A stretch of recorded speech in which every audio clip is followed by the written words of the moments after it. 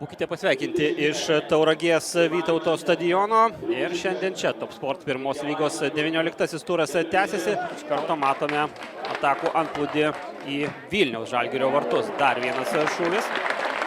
Bandė savo netgi šeštasis, patikslinsiu taip, nes birželio viduryje jis atvyko. Čia šansas Tauragei. Oi, kokia situacija. Šansas iššokti prieš varžovų vartus Simonui Pauliui. Čia smūgis į vartus.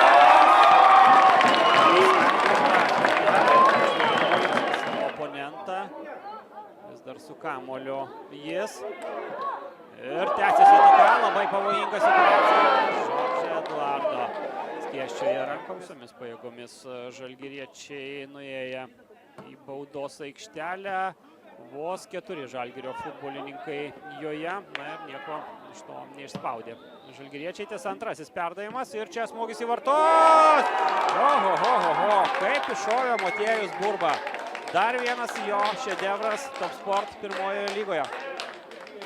Iš oro pagavo kamuolį Vilniaus Žalgirio B atakuojantysis krašto saugas ir įspūdingai pasiūlymo.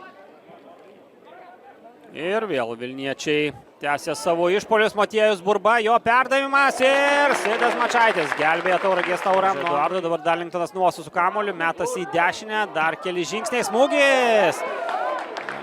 Kokybišką šūvį atliko Darlingtonas. Greita Tauro tranzicija, smūgis į vartus. Bando pramušti sutankinta Žalgirio gynyba. Tauragiškiai spėja Karolis Gvildys prie kamuolio, Pikčiūnas. Vakar pagrindinė Panevėžio komanda patyrė pralaimėjimą, o čia lygina rezultatą Tauragės tauras.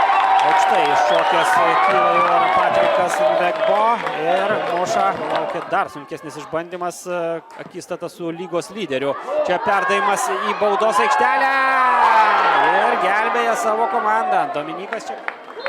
1-1 baigėsi 19 turo susitikimas tarp Tauragės tauro ir Vilniaus Žalgirio B ekipos. Dramatiškas mačas, daugybė pavojingų ir gražių epizodų.